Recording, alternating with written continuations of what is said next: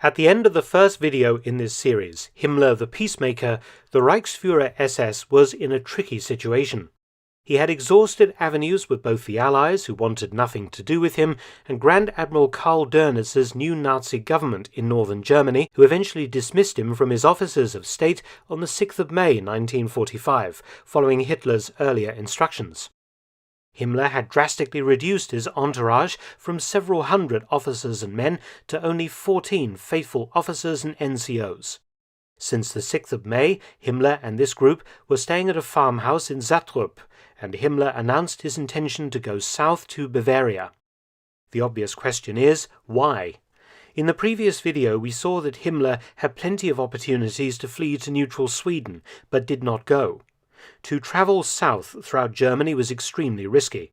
Though the country was in an uproar with millions of displaced civilians and demobilized German soldiers wandering about, British and US troops were starting to exercise control over their territories, and Allied patrols and checkpoints were everywhere.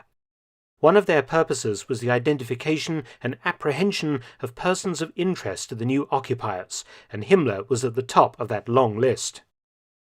Whilst at Sattrup, Himmler and his remaining followers changed their appearances. Primarily this meant removing all insignia from their uniforms and obtaining false documentation. All of them, including Himmler, would pretend to be recently demobilized German secret field police, Geheime Feldpolizei. Himmler himself carrying papers that identified him as Sergeant Heinrich Hitzinger, lately of a special armoured company attached to the secret field police, demobilized on the 3rd of May 1945. The collective story was that the group were ill and making their way back home, just another 15 German soldiers among millions roving the highways and byways of recently surrendered Germany. Himmler also altered his physical appearance, as he was the most recognizable among the group due to the many hours of wartime newsreel appearances, thousands of photographs and public speeches. He shaved off his moustache and wore a black eye patch over his left eye. The choice of a secret field police unit was, on the surface, actually quite a good one. Such units were often staffed by middle-aged soldiers, many unfit due to war wounds or illnesses. Himmler was 44 years old at the time, and several others in the group were also middle-aged. Any Allied troops should have dismissed such a shambolic group as unimportant after a cursory glance at their papers. But the group had made a mistake. They didn't know that members of the secret field police were subject to immediate arrest by the Allies, including NCOs. This was because the secret field police was part of the Sicherheitsdienst, the SD, the SS security police. Himmler's cover name, Heinrich Hitzinger, was not made up. Hitzinger was a real person, a rural policeman tried and sentenced to death for defeatism some months before. His papers had been in the possession of the Gestapo and appropriated for Himmler's use, as Hitzinger apparently bore a strong resemblance to the Reichsführer. All this suggests that Himmler had been making preparations for just such an eventuality for some weeks or months. Himmler made his move south on the 10th of May 1945, 2 days after the German surrender. The 15 men, undoubtedly well armed with pistols and machine guns, used 4 large Wanderer W11 field cars, much favoured by Himmler during his earlier visits to the front. The next day, the group arrived in the small village of Delver, a few miles southeast of Friedrichstadt on the Eider River. The next day, the convoy arrived at Marne. It had taken, due to the confusion on the roads caused by refugees, German troops and destroyed vehicles, 2 days to travel a mere 60 miles south. They were now stuck on the north bank of the Elbe River estuary, with no way to move the cars over. Instead, the 4 big field cars were abandoned, and the group walked down to the riverbank at Brunsbüttel. After some searching and negotiations, Himmler's party paid a fisherman 500 Reichsmarks to ferry them across the river to the town of Neuhaus, at the mouth of the Oster River. From now on, Himmler's party would be on foot. Whatever plan the Reichsführer or any other member of the party had is not known, but they continued south. For another 5 days, Himmler's party trudged along country lanes, sleeping in farms, barns, or even beside the road, becoming increasingly dirty and disheveled, footsore and exhausted. By the 18th of May, the group reached Bremerwörde, a small town on the river Oster. The plan was to walk through the open countryside to avoid getting tangled up in the towns and villages between Hamburg and Bremerhaven, which were both under full British occupation. On the 18th of May, the group moved into a farmhouse on Waldstrasse in Bremerwörde, the owners having no idea at the time of the identification of the men. SS Sturmbannführer Kiermaier, Himmler's personal aide, went forward to investigate the Oster River Bridge, which was guarded by British troops. For 2 days, Kiermaier tried to obtain special movement passes from the local mayor, the Landrat, who had been appointed to a new administration under British authority. He wanted chits of paper allowing the group to pass through the checkpoint for some manufactured reason, such as a group of sick German troops returning home to Munich. But the Landrat, probably realizing that Kiermaier represented some group of Nazi fugitives, and probably not keen on antagonizing his new masters, refused all entreaties. Himmler's group hung around at the farmhouse from the 18th to the 21st of May before a decision was taken to try and get past the checkpoint and continue their journey. Himmler and his 2 adjutants, Grothmann and Macher, would hold back while the rest of the group attempted to cross the bridge.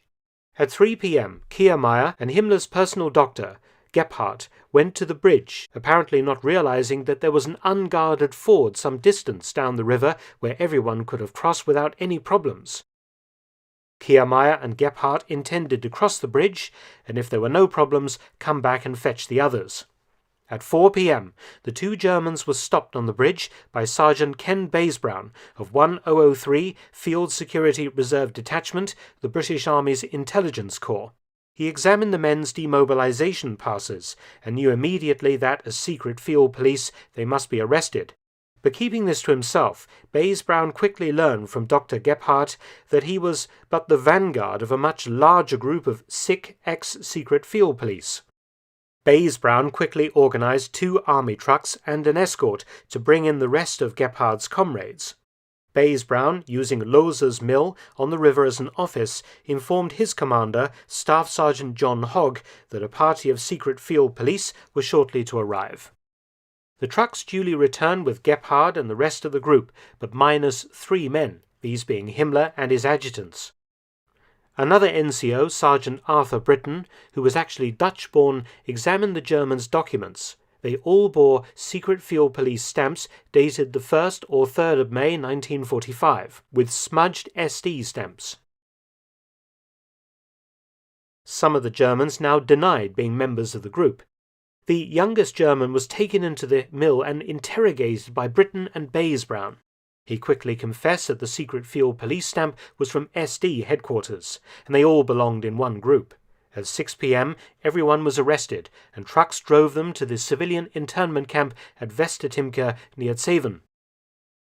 However, Sergeant Hogg retained Dr. Gebhardt, and together they drove to the farm to collect the 3 remaining men. But on arrival, Himmler and his cohorts had made themselves scarce. British intelligence was alerted to 3 secret field police suspects on the run in the area. Himmler's little group assumed that Kiermaier and Gebhardt's group had successfully crossed the bridge checkpoint. They waited and then tried themselves on the 22nd of May. The trio walked through the streets of Bremerwörde. Grothmann and Macher wore long SS officers' raincoats minus insignia and walked either side of the much shorter Himmler, who wore bits of German army uniform, a blue raincoat and an eye patch. Before they reached the bridge, a British patrol stopped them and escorted them to the mill for questioning. Sergeant Britton received them and reported their arrival by phone to Staff Sergeant Hogg. Heinrich Himmler was now in Allied hands, but for the time being his real identity was not known to them. He was just another low-ranking German soldier to be processed into a holding camp because of his unit's World War II role. Himmler spent his first night in British captivity with Grothmann and Macher, sleeping on the floor of the mill, using grain sacks as mattresses. The important point was that if Himmler's false identity continued to hold up, he could expect to be released after a few weeks or months, perhaps earlier, enabling him to continue with his plan, as he had told Dönitz's foreign minister Count Schwerin von Krosigk in early May 1945, during which he said that the Allies would never find him, that he would lie low and await political developments. When questioned, Himmler and his companions all claimed to be sergeants in the secret field police, but the smudged SD stamps on their papers were suspicious. When the British examined Himmler's baggage, they confiscated a large magnifying glass embossed with Nazi eagle wings, but apparently thought little of it. The rest of Himmler's personal items, some of them inscribed with his monogram HH, or even his title RFSS, had been hidden at the farm and would be found much later by Intelligence Corps NCOs. At 7 a.m. on the 23rd of May, Himmler and his companions were driven to Westertimke Camp via Zeven, headquarters, the 45th Field Security Station of the British Army, arriving around 9 a.m.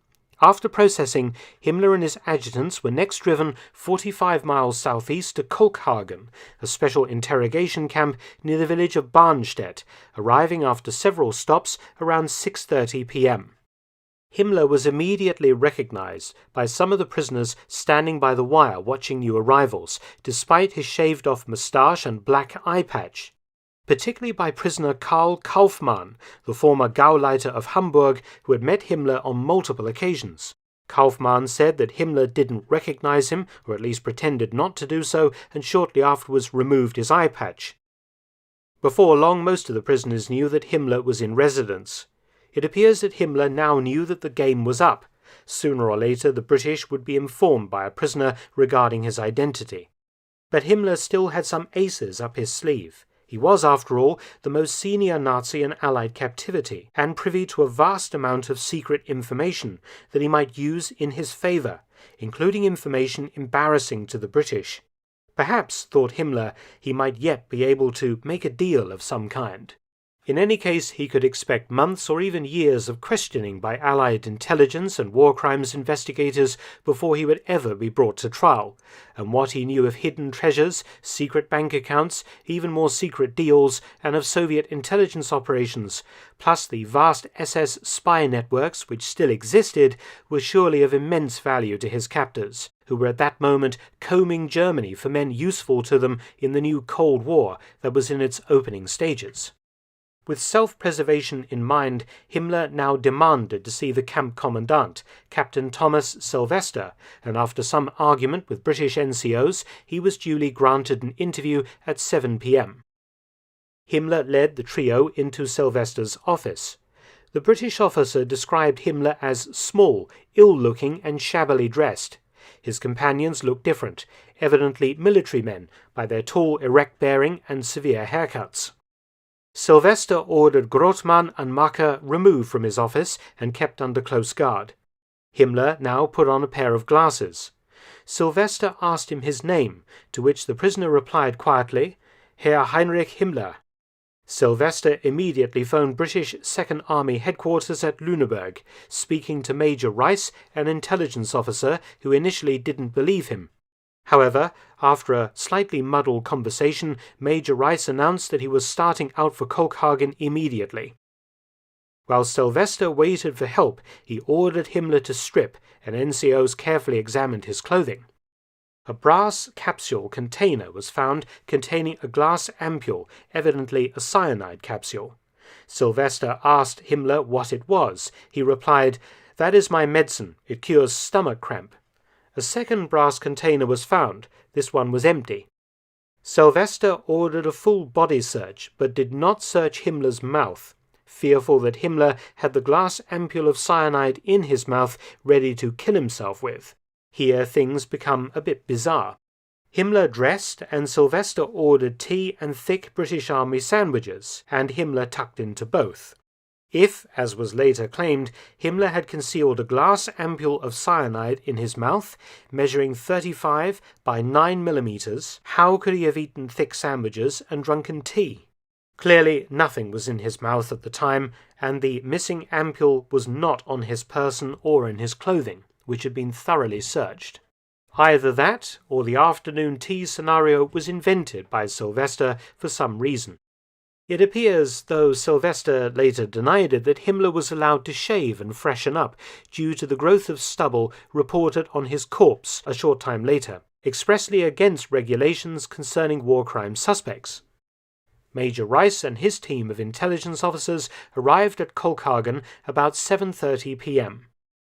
Rice carried with him a photograph of Himmler in his black Allgemeine SS uniform, plus a short biography that included both his date of birth, his Nazi and SS membership numbers, and a copy of his signature.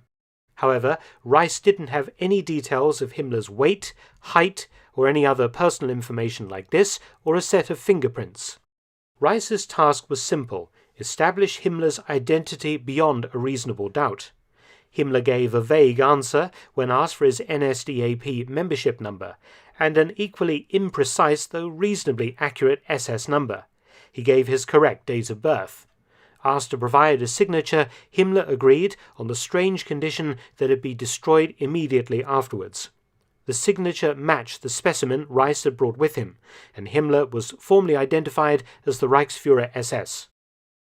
Himmler was very chatty and mentioned a letter he had written to Field Marshal Sir Bernard Montgomery on the 8th of May, and even told Rice that his intention had been to lie low for a few weeks until things in Germany had calmed down, and as he said, circumstances were more favourable for an interview.